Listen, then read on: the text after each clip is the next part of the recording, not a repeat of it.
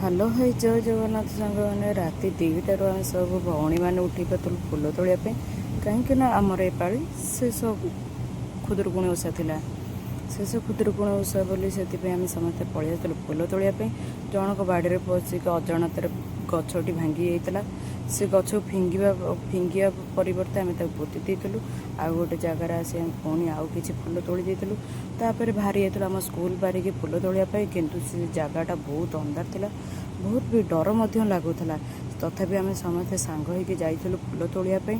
ସେଠି ପହଞ୍ଚିବା ପରେ ଚିନୁ ଆମର କହିଥିଲା କି ଭିତରେ ପଶି ତୋଳିବ ବୋଲି, କିନ୍ତୁ ତା ଭିତରେ ସେ ପଶିଲାନି। କାହିଁକିନା ବହୁତ ଜୋରରେ ଅନ୍ଧାର ହେଇଥିଲା ଆଉ ବହୁତ ଡର ମଧ୍ୟ ଲାଗୁଥିଲା। ସେ ଜାଗାଟା ବହୁତ ଭୟାନକ ବି ଥିଲା।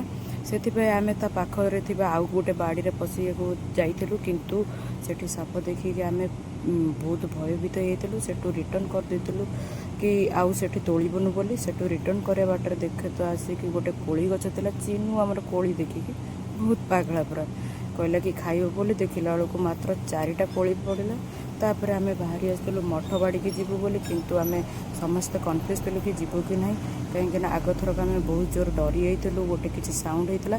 ସେଥିପାଇଁ ଆମେ ହନୁମାନ ଚାଳିଶା ଲଗେଇକିନା ଆମେ ସେଠି ପଶି ଯାଇଥିଲୁ ଫୁଲ ତୋଳିବା ପାଇଁ। ତାପରେ ସକାଳୁ ଆସି ଏଠି ବାଲୁକା ପୂଜା କରୁଥିଲୁ। ବାଲୁକା ପୂଜା କରିସାରିବା ପରେ ଏଠି ମୁଁ ମାଛମାନଙ୍କ ସହିତ ଟିକେ ଖେଳିଦେଲି, କାହିଁକିନା ବହୁତ ସୁନ୍ଦର ଲାଗୁଥିଲା।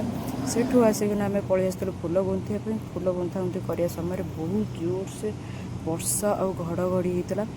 ଘଡ଼ଘଡ଼ି ମାରି ସାରିବା ପରେ ବର୍ଷା ଛାଡ଼ିଯିବା ପରେ ମୁଁ ଆସିଯାଇଥିଲି ମନ୍ଦିର ବାହାରି ଯାଇଥିଲି। ମନ୍ଦିର ବାହାରି ଯିବା ବାଟରେ ବହୁତ ଡଷ୍ଟ, କାହିଁକିନା ଆମ ପାରାଦ୍ୱୀପରେ ଏଠି ବହୁତ ଜୋର ଡଷ୍ଟ ଏବେ ହେଉଛି। ତଥାପି ସେଥିରେ ଆମେ ଯାଇଥିଲୁ ମନ୍ଦିରରେ ଯାଇ ମହାପ୍ରଭୁ ଦର୍ଶନ ବି ବହୁତ ଭଲସେ କରିଦେଇଥିଲୁ। ତାପରେ ସାଙ୍ଗ ମୋର ପଳେଇ ଆସିଥିଲା ଘରକୁ, କାହିଁକିନା ତାର ଆଜି ଓଷା ଲାଷ୍ଟ ଥିଲା। ଯେହେତୁ ସେ ମ୍ୟାରେଜ୍ କରିଦେଇଛି, ସେଠି ମନ୍ଦିରରେ ଆସିକି ମାଆଙ୍କ ଦର୍ଶନ କରିଦେଇଥିଲୁ ବହୁତ ଭଲସେ ପୁରା।